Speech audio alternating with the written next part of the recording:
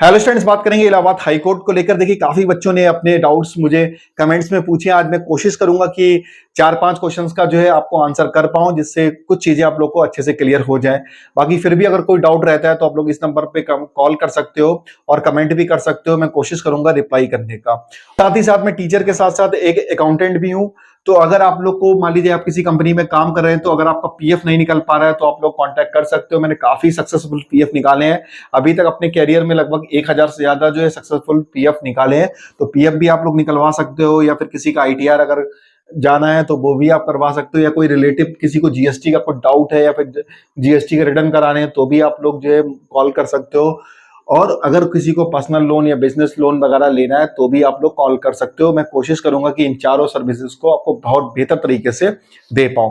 तो चलिए टॉपिक पे वापस आते हैं कि आखिर जो इलाहाबाद हाई कोर्ट में जो क्वेश्चंस बच्चे पूछ रहे हैं। देखिए, मैंने पहला क्वेश्चन उठाया है आजाद जी का। इसमें उन्होंने लिखा है कि इसके लिए अलग अलग एग्जाम होता है क्या, मतलब पेपर जो है वो अलग अलग होगा या फिर एक ही पेपर होगा। तो ये क्वेश्चन काफी बच्चों का है। तो ग्रुप सी और ग्रुप डी की जो बात कर ले, जिसमें सबसे ज्यादा फॉर्म पहुंच रहा है, तो ग्रुप सी में आपका सिंगल पेपर होगा प्लस टाइपिंग होगी, और 150 में से आपकी कट ऑफ क्लियर होगी कि 150 में से कितने नंबर आपके आ जाए जिससे आपको फाइनल सिलेक्शन हो जाए।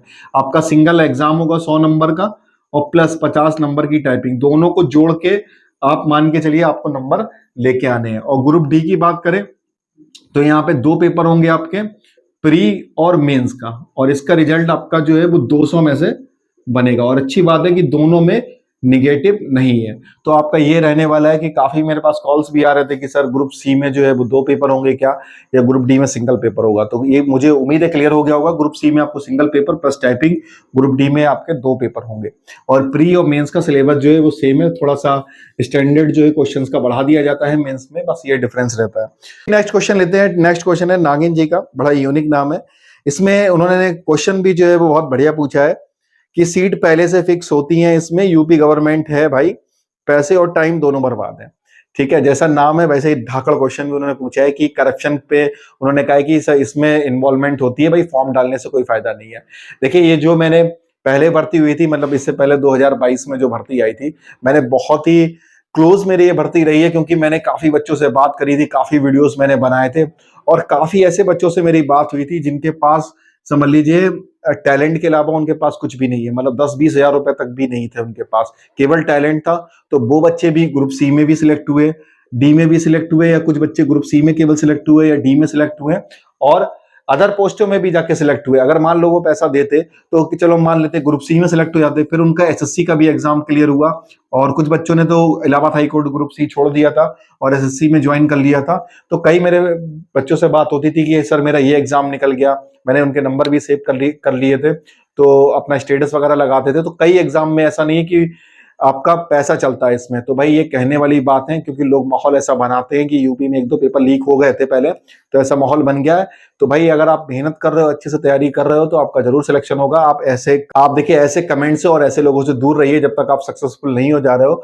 तो भाई पैसे की अगर बात करूं तो बिल्कुल पैसा नहीं चलता है। ऐसा कोई भी इलाहाबाद हाई कोर्ट में ना ही कोई पिछली बार एविडेंस देखने को मिला था कि हाँ नकल हुई है फिर कोर्ट पे ये मामला चला गया, तो ऐसा नहीं है। साफ सुथरी भर्ती होगी आपकी, अच्छे से तैयारी करिए बस। तो चलिए नेक्स्ट क्वेश्चन उठाते हैं। नेक्स्ट क्वेश्चन पूछा है उत्कर्ष जी ने कि भाई एक वीडियो प्यून और वॉचमैन बॉर्डरमैन का बना दो, उनका क्या काम होता है। देखिए वॉचमैन तो उन्होंने पूछा है, प्यून और देखिए मैंने पहले काफी वीडियो बनाए थे हर पोस्ट को लेकर, तो वो भी आप देख सकते हो। बाकी उन्होंने मुझसे वॉचमैन का पूछा है और आपका पूछा है बॉर्डरमैन का।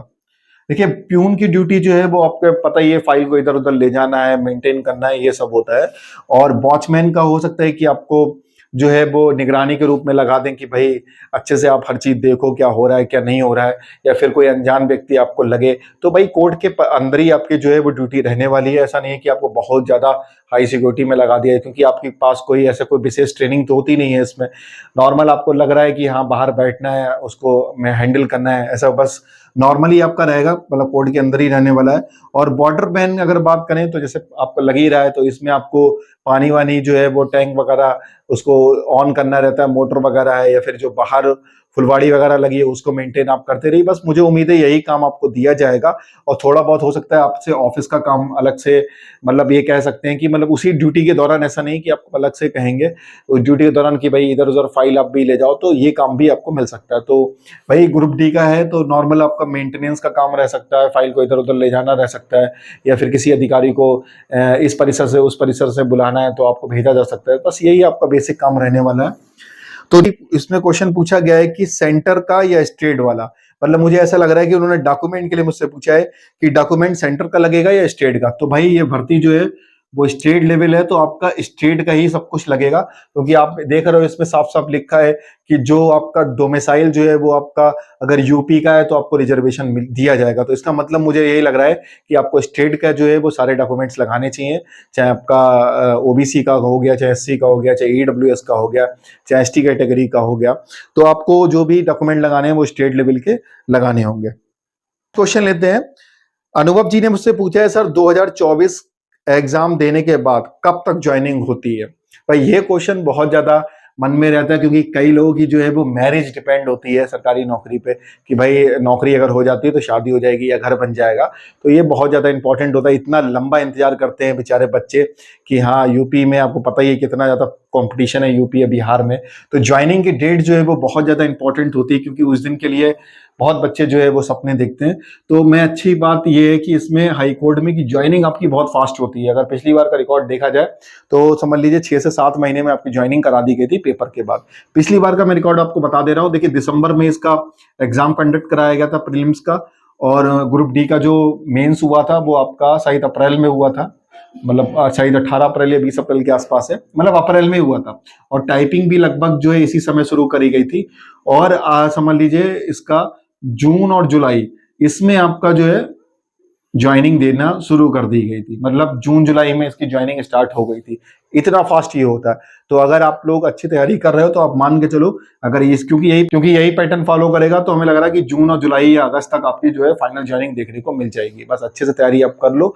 बाकी कोई भी डाउट रहता है तो आप मुझे कॉन्टेक्ट कर सकते हो, मैं कोशिश पूरी करूंगा कि आप लोग की हेल्प करने की। और बाकी अकाउंट्स का कोई भी काम हो तो जरूर आप भेज दीजिएगा। अपने दोस्त का पीएफ ना निकल रहा हो, या किसी को आईटीआर फाइल करना हो, या कुछ भी काम हो अकाउंट्स का, तो आप लोग करवा सकते हैं इस नंबर पे। बाकी मेरा दूसरा चैनल भी है एक अकाउंट्स अड्डा, जहाँ पे मैं अकाउंट्स की वीडियो भी बनाता हूँ, क्योंकि सरकारी नौकरी लगने के बाद आपको कैसे पैसे मैनेज करना है वो मैं आपको अच्छे से एक्सप्लेन करूंगा, सिखाऊंगा कि कैसे आपको सैलरी मिल रही है तो कितना कहाँ इन्वेस्ट करना है, वो मैं आपको सिखाता रहूंगा। तो अकाउंट्स अड्डा भी जाके बाद में जो है वो सब्सक्राइब जरूर कर लीजिएगा।